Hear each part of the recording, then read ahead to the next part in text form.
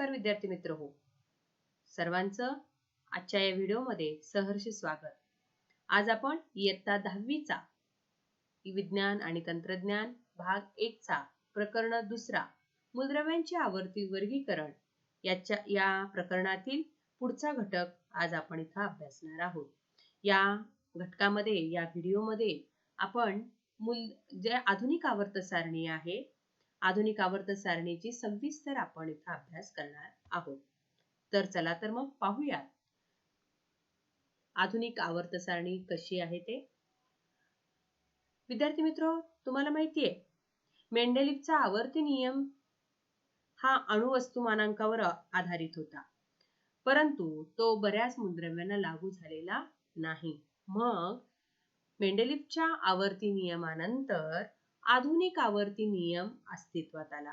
आधुनिक आवर्ती नियम काय सांगतो पहा, मूलद्रव्यांचे गुणधर्म हे त्यांच्या अणुअंकाचे आवर्ती फल असतात। याच्या पूर्वी अणुवस्तुमानांकाला महत्व देण्यात आलं होतं, परंतु इथं अणुअंकाचं महत्व सुरुवात झालेली आहे। तर पुन्हा एकदा बघा, आधुनिक आवर्ती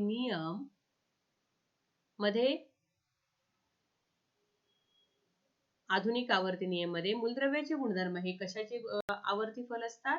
अणुअंकाचे आवर्ती फल असतात।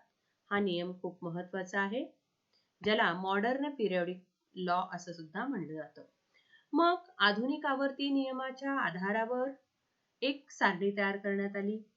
या सारणीमध्ये काही विशेष गोष्टींचं लक्ष देण्यात आलं आणि त्याची रचना एवढ्या थोडक्यात जर सांगायचं झालं तर आपल्याला असं सांगता येईल, आधुनिक आवर्त सारणीमध्ये 7 आडव्या ओळी आहेत आणि 7 आडव्या ओळी ज्या आहेत त्यांना आवर्त असं म्हणलं जातं। पहा इथं दिलेलं आहे, ज्याला आवर्त असं म्हणलं जातं। 7 आडव्या ओळी आहेत आणि तसेच या सारणीमध्ये 18 उभे स्तंभ आहेत, ज्यांना गण असं म्हणलं जातं। तिसरी एक महत्वाची रचना या आवर्त सारणीमध्ये तुम्हाला पाहायला मिळेल की या आवर्त सारणीच्या तळाशी 2 स्वतंत्र अशा ओळी दाखवलेल्या आहेत आणि त्यांना अनुक्रमे लॅन्थेनाइड आणि श्रेणी आणि ऍक्टिनाइड श्रेणी संबोधलं जातं। ऍक्टिनाइड श्रेणी हे संबोधलं जातं। आवर्त सारणीच्या तळाशी तुम्हाला ते दिसतील। आपण त्याविषयी सविस्तर माहिती इथं पाहणारच आहोत। पहा आधुनिक आवर्त सारणीची रचना कशी आहे। तुम्हाला इथे समोर दिसत आहे स्क्रीनवर की आधुनिक आवर्त सारणीची रचना ही कशा पद्धतीने केलेली आहे। इथं पहा 18 गण आहेत का बघूयात। 1 2 3 4 5 6 7 8 असं मोजत गेला तर तुम्हाला 18 गण हे पाहायला मिळतील। म्हणजे आधुनिक आवर्त सारणीची रचना करताना पहिला मुद्दा आपल्याला लक्षात ठेवावा लागणार आहे, याच्यामध्ये 18 उभे स्तंभ आहेत, म्हणजेच 18 गण आहेत। तसेच आडव्या ओळी पहा, 1 2 आडव्या ओळी, 3 4 5 6 7 असे 7 आडव्या ओळी आहेत, ज्याला आपण म्हणतो आवर्त।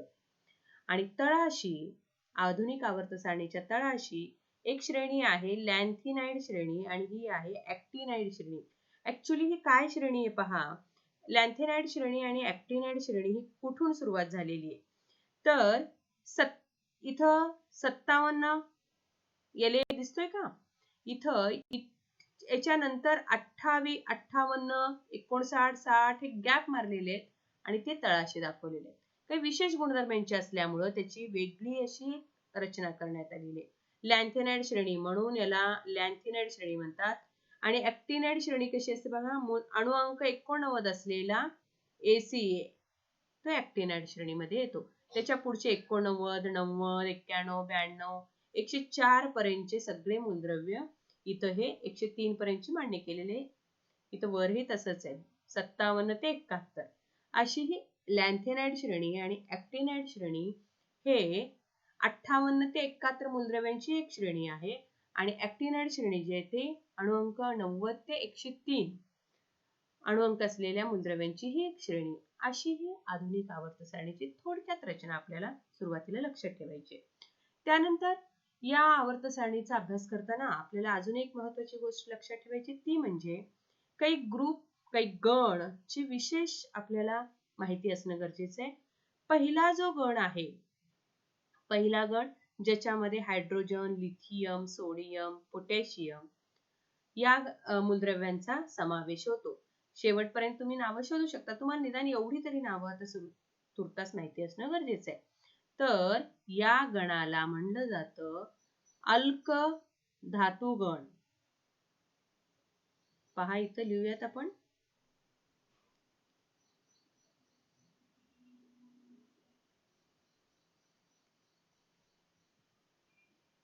अल्क धातुगण हे सगळे कसे आहे? अल्क धातुगणातले मूलद्रव्य आहे. पहिल्या गणातील मूलद्रव्यांना म्हणलं जातं अल्क धातू आणि दुसऱ्या गणातील जे मूलद्रव्य आहेत त्यांना म्हणतात अल्कधर्मी मृदा धातू.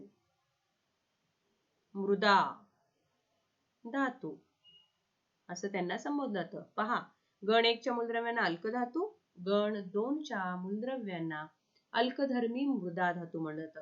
त्यानंतर अजून एक गणाची विशेष माहिती तुम्हाला असणं गरजेचं आहे. 17वा गण. हा 17व्या गणातील मूलद्रव्यांना म्हणलं जातं हॅलोजन गटातील मूलद्रव्ये. हॅलोजन गटातील किंवा गणातील मूलद्रव्ये. आणि 18व्या गणातील मूलद्रव्यांना म्हणलं जातं निष्क्रिय मूलद्रव्ये.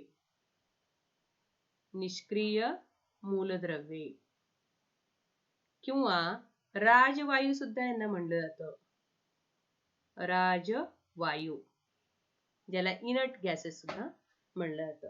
अशा पद्धतीनं आपल्या आधुनिक आवर्त सारणीमध्ये निदान हे 4 गणाची तरी आपल्याला विशेष माहिती असणे गरजेचे आहे. या 4 गणामध्ये कोणते मूलद्रव्य आहेत, त्यांचं काय विशेष आहे, त्यांचं वैशिष्ट्य काय आहे, हे आपल्याला माहिती असणं गरजेचं आहे. त्या आधारित तुम्हाला बऱ्याच प्रश्नांची उत्तरे हे लिहिणं सोपं जाईल. तर लक्षात आलं असेल की आधुनिक आवर्त सारणीमध्ये 4 हे जे गण आहेत त्यांचा विशेष आपल्याला अभ्यास करायचा आहे. त्यानंतर या आधुनिक आवर्त सारणीत तुम्हाला अजून एक लक्षात आलं असेल, मूलद्रव्यांची मांडणी ही चढत्या अणुअंकाप्रमाणे केलेली आहे. पहा इथं हायड्रोजन पहिला मूलद्रव्य ज्याचा अणुअंक 1 आहे, ज्याच्या डोक्यावर लिहिलेलं आहे. आणि दुसरा 2 अणुअंक असलेला कोण आहे पहा, हेलियम. अणुअंक त्याचा 2 आहे. 1 नंतर 2 इथं कडेला आहे. नंतर 3 अणुअंक असलेला इथं येईल लिथियम आहे पहा, लिथियम 3 अणुअंक असलेला आहे. त्यानंतर बेरियम 4 अणुअंक असलेला, 5 बोरॉन, कार्बनचा 6, नायट्रोजनचा 7, ऑक्सिजनचा 8, फ्लोरीन 9 अणुअंक असलेला आणि निऑन 10 अणुअंक असलेला.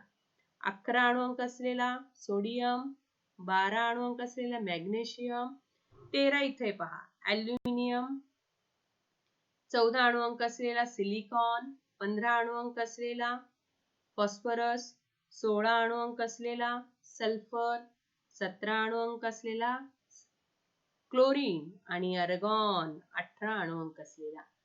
19 पहा, म्हणजे क्रमाने त्यांची चढत्या क्रमाने मांडणी झालेली हे लक्षात येईल तुमच्या. पहा, त्यानंतर आहे पोटॅशियम,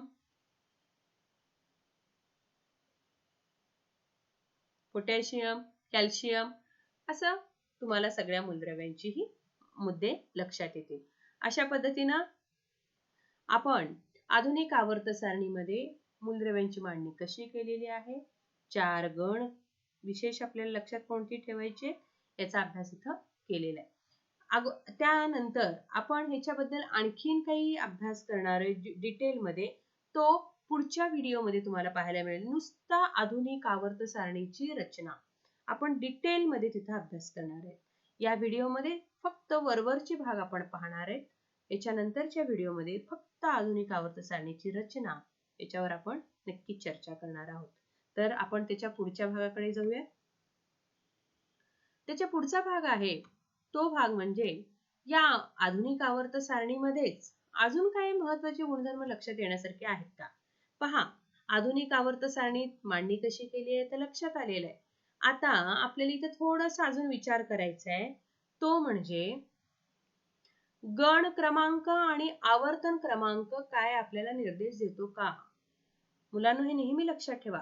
गण क्रमांक आणि आवर्तन क्रमांक आपल्याला काय निर्देश देतो का? काय संकेत सांगतो का? काय संकेत आहे पहा. नेहमी लक्षात ठेवा मुलांनो, गण क्रमांक. आता गण क्रमांक म्हणजे पहा, मी इथं थोडस ह्याच्या सहाय्याने दाखवते. हा गण 1 आहे. इथून आपण सुरुवात करूयात. गण 1. हा गण 2 आहे. ठीक आहे. इथं बघा शेवटी हा गण कुठला आहे हो? 18वा गण आहे. आता थोडस यांच्यावर चर्चा करूयात. फक्त गणांचा विचार करूयात. गण 1 मधील समजा मी सोडियम हा मूलद्रव्य घेतला. कुठला मूलद्रव्य घेतला? सोडियम. त्याचं थोडंसं अणुअंक माहिती आहे सगळ्यांना, 11. 11 अणुअंक असलेला सोडियम, त्याचं जर आपण अणुरचना काढली, अणुप्रारूप काढलं, तर तुमच्या लक्षात येईल की सोडियमच्या भोवती 11 इलेक्ट्रॉन फिरतायत. ते कसे फिरतात, का फिरतात, हे सगळं आपण याच्या मागच्या व्हिडिओमध्ये पाहिलेलं आहे. तर सोडियम मध्ये 2 पहिल्या कक्षेत इलेक्ट्रॉन फिरतायत, दुसऱ्या कक्षेत 8 आणि तिसऱ्या कक्षेत 1 इलेक्ट्रॉन फिरतायत. तुमच्या असं लक्षात यायला पाहिजे की बाह्यतम कक्षेमध्ये पहा 1 इलेक्ट्रॉन आहे. हे लक्षात ठेवा. अजून एक उदाहरण बघूया. पोटॅशियम घ्या. आता इथे पहा पोटॅशियम. पोटॅशियमचा अणुअंक किती आहे हो? पोटॅशियमचा अणुअंक आहे 19. 19 अंक असलेला पोटॅशियम, त्याची विभागणी कशी आहे बघा, इलेक्ट्रॉनची 2, 8, 8, 1. याप्रमाणे इथं रचना दिसतीये तुम्हाला. मग इथं पण पहा बाह्यतम कक्षेमध्ये किती इलेक्ट्रॉन आहेत. इथं आपण या गोष्टीकडे फोकस करणार आहे. आणि इथं पण बघा बाह्यतम कक्षेतील इलेक्ट्रॉनची संख्या किती आहे. तुमच्या असं लक्षात येईल, गण 1 मधील कुठल्याही मूलद्रव्याचं काढा. तुम्ही लिथियमचं काढू शकता, तुम्ही पुन्हा हायड्रोजनचं काढू शकता. तुम्हाला माहित असेल मूलद्रव्यांचं काढा, म्हणजे पटकन तुमच्या लक्षात येईल की अणुअंक ज्याचे पाठ आहेत त्याचेच काढा. तुमच्या लक्षात येईल की बाह्यतम कक्षेतील इलेक्ट्रॉनची संख्या ही गण क्रमांक दाखवते. बाह्यतम कक्षेत 1 इलेक्ट्रॉन आहे, याचा अर्थ हा गण 1 मध्ये आहे. पोटॅशियम मध्ये पण बाह्यतम कक्षेत 1 इलेक्ट्रॉन आहे, म्हणजेच गण याचा पण 1 आहे. इथं पहा, आता या साईडला बघू, या मूलद्रव्यांचं काय विशेष तसं दिसतं का? आता बघा इथं हायड्रोजन, सॉरी हेलियम, 18वे गण येते ना. बघूयात काय विशेषाचा गुणधर्म दिसतो का. या गणातील सुद्धा तुम्हाला हेच लक्षात येणार आहे. ठीक आहे. तर तुम्ही अशा पद्धतीने सांगू शकता की गण हा काय दाखवतो. बघा गण काय दाखवतो, एकाच गणातील सर्व मूलद्रव्यांच्या संयोजी इलेक्ट्रॉनची संख्या ही समान असते. लक्षात, म्हणजे एकाच गणातील, म्हणजे सगळे हायड्रोजन असं सगळं जर शेवटपर्यंत गेलो आपण इथून तिथपर्यंत, तर सगळ्या गणातील बाह्यतम कक्षेतील इलेक्ट्रॉनची संख्या म्हणजे संयोजी इलेक्ट्रॉनची संख्या ही समान असते. पुन्हा एकदा, एकाच गणातील सर्व मूलद्रव्यांच्या संयोजी इलेक्ट्रॉनची संख्या ही समान असते. संयोजी इलेक्ट्रॉन म्हणजेच बाह्यतम कक्षेतील इलेक्ट्रॉन. ओके. त्यानंतर आपण पुढे जाऊयात. आवर्त शी काय संबंध आहे का बघूयात. आवर्त माहितीये, आडव्या ओळी. आडव्या ओळींचाही थोडस गुणधर्म आपण इथं बघूयात. काय संकेत देतात का ते बघूयात. इथं आडव्या ओळीसाठी पहा हेलियम, त्यानंतर निऑन. हेलियमचं अणुअंक तुम्हाला माहिती 2. मी त्याची अणुरचना इथं काढलेली आहे. अणुअंक 2 असलेला, पहिल्या कक्षेत 2 इलेक्ट्रॉन फिरू शकतील. 2 इलेक्ट्रॉन इथं दाखवतोय आपण, इथं 2 इलेक्ट्रॉन आहेत, हे काळ्या डॉटने दाखवलेले. हे 2 इलेक्ट्रॉन असे फिरतायत. मग किती कक्षा आली पहा यांची, 1 कक्षा आली. पहिली कक्षा, के कक्षा ज्याला आपण म्हणतो, पहिली कक्षा, एकच कक्षा आली, कारण 2 इलेक्ट्रॉन होते. त्यानंतर अर्गॉनचं बघूयात. अर्गॉनची रचना काढून बघूयात. अर्गॉनचा अणुअंक तो किती आहे, 18. 18 अणुअंकाची विभागणी केली. पहिल्या कक्षेत 2, दुसऱ्या कक्षेत 8, तिसऱ्या कक्षेत 8. हे कशी विभागणी करायची याच्या अगोदरच्या व्हिडिओमध्ये आहे, डिस्क्रिप्शन मध्ये पण तुम्हाला मिळून जाईल. तर किती कक्षा आले पहा. इथं पहिली कक्षा, ही दुसरी कक्षा आणि ही तिसरी कक्षा. 3 कक्षा आलेले आहेत. पहिली कक्षा, दुसरी कक्षा आणि तिसरी कक्षा, असे 3 कक्षामध्ये हे इलेक्ट्रॉन फिरत आहेत. तुमच्या लक्षात यायला पाहिजे एक मुद्दा, की पहा, हेलियम मध्ये एक कक्षा होती आणि अर्गॉन मध्ये किती कक्षा आहे तो? 3 कक्षा आहेत. आपण थोडंसं हेलियमचा आवर्त क्रमांक बघूयात का?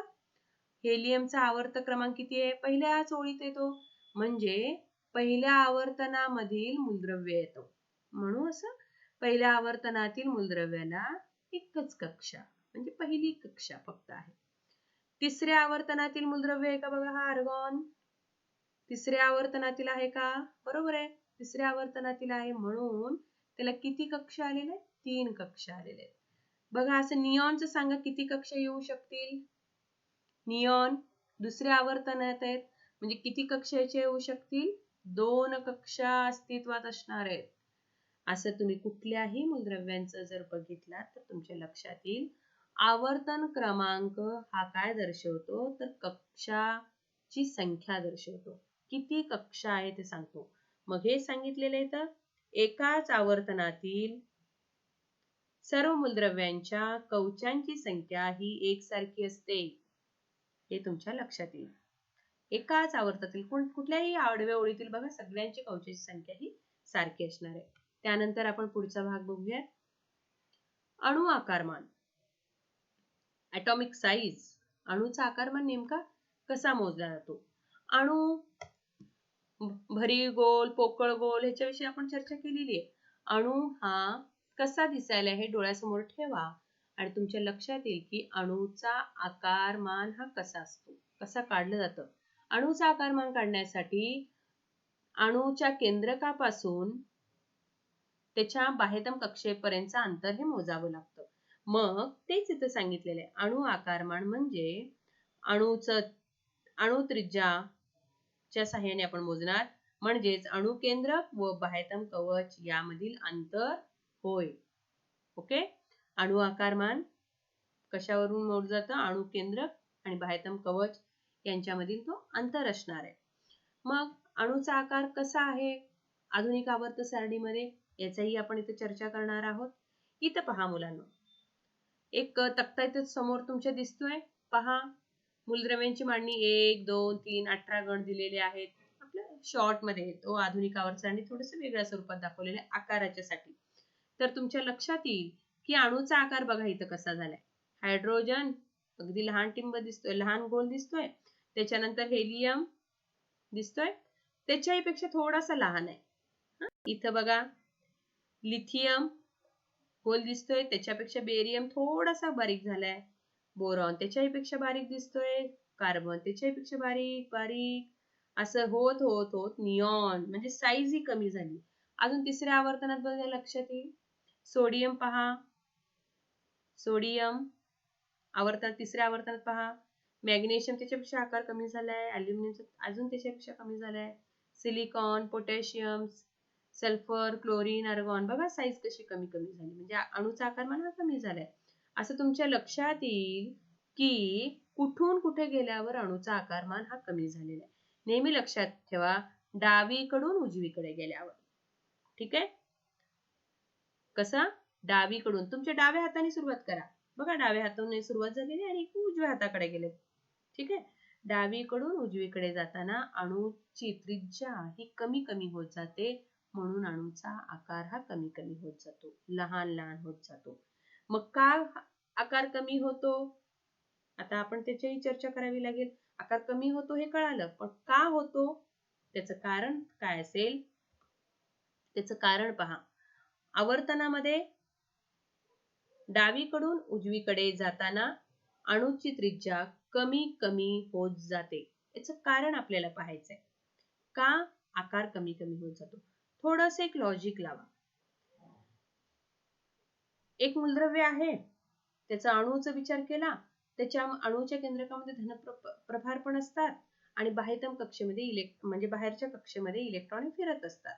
हा धनप्रभार इलेक्ट्रॉनला ओढून घेत असतो केंद्रकीय बलामुळे, आणि खेचण्याच्या प्रवृत्तीमुळे इलेक्ट्रॉन हे आतल्या दिशेने ओढले जातात. त्यामुळे अणूचा आकार हा कमी होणार आहे.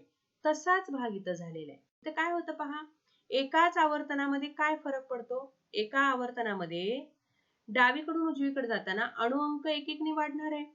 इथं बघा 1 होता हायड्रोजनचा, हेलियमचा 2 झाला, 1 ने वाढला.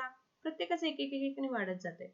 म्हणजेच केंद्रकावरील धनप्रभार वाढले, अणु अंक वाढला, धनप्रभार पण वाढले, म्हणजे प्रोटॉनची संख्या पण वाढली. त्यानंतर धनप्रभार वाढले म्हणजे ऋणप्रभार पण वाढणार आहेत. पण भर पडलेला जो ऋणप्रभार आहे म्हणजे इलेक्ट्रॉन आहे तो त्याच बाह्यतम कक्षामध्ये असतो. कारण तुम्हाला माहितीये आवर्तनामध्ये सगळ्या मूलद्रव्यांचं कक्षांची संख्या ही समान असते. एकाकडे 3 आहेत तर सगळ्यांकडे 3 जण आहेत. जर सोडियमचा विचार करून आपण बोलायचं झालं, सोडियम मध्ये 3 आहेत, मॅग्नेशियम मध्ये 3 आहेत, अल्युमिनियम मध्ये 3 आहेत, सिलिकॉन मध्ये पण 3च आहेत. मग साईज तर इथे लहान व्हायला लागले. सगळ्यात मोठा कोण आहे? सोडियम आहे. आणि सगळ्यात लहान कोण आहे? आर्गॉन आहे. हे लक्षात ठेवा. का तर इथं काय होईल? भर पडत असलेला इलेक्ट्रॉन त्याच बाह्यतम कक्षेमध्ये जाईल. मग मला सांगा बाह्यतम कक्षेतील इलेक्ट्रॉनची संख्या ही वाढ व्हायला लागली. ठीक आहे. मग वाढीव केंद्रकीय धनप्रभारामुळे इलेक्ट्रॉन केंद्रकाकडे अजून खेचला जाईल. तो इलेक्ट्रॉन त्याच कक्षेमध्ये असल्यामुळे तो आणखीन खेचला जाईल. खेचला गेल्यामुळे साईज त्याचा लहान होईल. म्हणून नेहमी अणूचा आकार नेहमी डावीकडून उजवीकडे जाताना आवर्त सारणीमध्ये तो कमी कमी होत जातो. मुद्दा लक्षात आला असेल. पहा, भर पडणाऱ्या इलेक्ट्रॉनची जी जागा आहे ती त्याच कक्षेमध्ये असल्यामुळे ही घटना घडत आहे. त्यानंतर आपण त्याच्या पुढचा भाग बघणार आहोत. गणामध्ये काय होत असेल? आता गण सगळ्यांना माहिती आहे. पहिला गण, दुसरा गण, तिसरा गण. आपण याची थोडी चर्चा करूया. गणामध्ये काय होत असतं? वरून खाली जाताना आता विचार करावा लागेल. गणामध्ये काय होतं पहा. गण 1 मध्ये आता इथं आकार बघा थोडस. हायड्रोजन, लिथियम आकार मोठा झालाय, सोडियम आकार मोठा झालाय, पोटॅशियम त्याच्याहूनही आकार मोठा झालाय. इकडे बघा 18व्या गणातील हेलियमचा मूलद्रव्य अणू लहान आहे, निऑनचा त्याच्याही पेक्षा मोठा अणू, आर्गॉनचा त्याच्याही पेक्षा मोठा आकार दिसतोय, क्रिप्टॉनचा त्याच्याही पेक्षा मोठा आकार दिसतोय, झेनॉनचा त्याच्याही पेक्षा मोठा आकार दिसतोय. म्हणजे गणात वरून खाली जात असताना अणूंचा आकार हा वाढत जातो. ठीक आहे. का वाढतो? आता तेही आपण विचार करणार आहोत. त्याचं कारण काय पहा. गणात वरून खाली जाताना तुमच्या लक्षात यायला पाहिजे कवचांची भर पडत जाते. कवचांची पहिल्या गणातील जर मूलद्रव्यांचं आपण बघितलं तर तुमच्या लक्षात येईल. इथं आपण बाजूला बघूयात. हायड्रोजन तुम्ही ह्याच्या अगोदरच्या व्हिडिओमध्ये पाहिलेलेच. हायड्रोजन 1 इलेक्ट्रॉन आहे, पहिल्या कक्षेत फिरतो. लिथियम बघा त्याच्या खाली असलेला 2 इलेक्ट्रॉन आहेत, 3 इलेक्ट्रॉन आहेत. 3 इलेक्ट्रॉन कसे भरतील? पहिल्या कक्षेत 2, दुसऱ्या कक्षेत 1, 2 कक्षा झाल्या. तिसऱ्या कक्षेमधला सोडियम त्याच्या 3 कक्षेत. कक्षांची भर पडायला लागली बघा. कक्षांची संख्या वाढायला लागली. हायड्रोजन मध्ये 1च कक्षा होती, लिथियम मध्ये 2 कक्षा झाल्या, सोडियम मध्ये 3 कक्षा झाल्या आणि पोटॅशियम मध्ये 4 कक्षा येतील. कवचांची भर इथं पडत चाललेली आहे. त्यामुळे बाह्यतम इलेक्ट्रॉन आणि अणुकेंद्रक यांच्यातील अंतर वाढत जातं. केंद्रक आणि बाह्यतम कक्षातील इलेक्ट्रॉन यांच्यातील अंतर वाढत जाणार आहे. त्याचा परिणाम अंतर वाढला म्हणजे अणूचा आकार काय होईल? वाढत जाईल. असा हा संबंध आपण इथं लक्षात ठेवणार आहोत. लक्षात आलं असेल. अणूचा आकारमान आधुनिक आवर्त सारणीत डावीकडून उजवीकडे जाताना कमी कमी होत जातो आणि अणूचा आकार गणात वरून खाली जाताना हा वाढत जातो. हे 2 मुद्दे खूप महत्त्वाचे आहेत, लक्षात ठेवा. त्यानंतर त्याचा पुढचा भाग आपण बघणार आहोत. धातू आणि अधातू गुण. धातू आणि अधातू गुण म्हणजे नेमकं काय? आपल्याला थोडंसं इथं चर्चा करायची आहे. नेहमी विद्यार्थी मित्रांनो लक्षात ठेवा, धातू गुण म्हणजे काय असतो? इलेक्ट्रॉन देण्याची प्रवृत्ती ज्यांच्यामध्ये असते त्यांना धातू गुण असतो आणि इलेक्ट्रॉन घेण्याची प्रवृत्ती ज्यांना असते त्यांना अधातू गुण असतो. या अगोदरच्या व्हिडिओमध्ये आपण त्याच्याविषयी सविस्तर अभ्यास केलेला आहे, सविस्तर चर्चा केलेली आहे. पाहिजे असेल तर तो व्हिडिओ तुम्ही अवश्य पाहू शकता. धातूमध्ये इलेक्ट्रॉन देण्याची प्रवृत्ती असते आणि अधातूमध्ये इलेक्ट्रॉन घेण्याची प्रवृत्ती असते. यावर आधारित आपण इथं चर्चा करणार आहे. आता तुम्हाला इथं दिसेल आधुनिक आवर्त सारणीचं एक मॉडेल इथं दाखवलेलं आहे. आधुनिक आवर्त सारणीचं मॉडेल दिलं. इथं पहा निळ्या रंगाने हा तक्ता दिसतो, इथं इथपर्यंतचा निळ्या रंगाने दाखवलेला आहे आणि इथं पिवळ्या रंगाची ही तिरकस पट्टी दिसतीये. आधुनिक आवर्त सारणीमध्ये हा टप्पा वेगळा आहे आणि इथं ग्रे कलरनी हा जो टप्पा आहे तो वेगळा दिलेला आहे. ठीक आहे, म्हणजे 3 भाग झालेले आहेत तुमच्या आधुनिक आवर्त सारणीचे. धातू आणि अधातूनुसार 3 भाग झालेले आहेत. 3 भागामध्ये हा जो निळ्या रंगाने दाखवलेला आहे तो भाग आहे तो धातू, म्हणजे या सेशन मध्ये या भागामध्ये सर्व धातूंचं तिथे स्थान आहे आणि या पिवळ्या रंगाच्या पट्टीमध्ये सर्व धातू सदृश्य मूलद्रव्ये,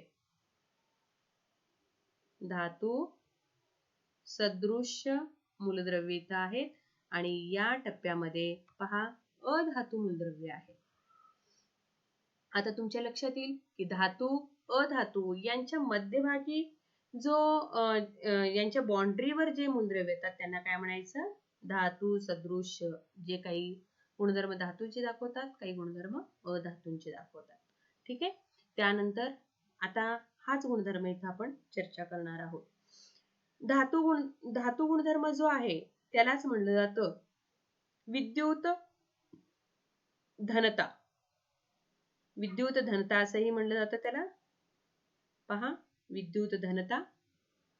धनता पहा अणूंची प्रवृत्ती स्वतःचे संयोजी इलेक्ट्रॉन गमावून म्हणजे देऊन धनायन बनण्याची असते.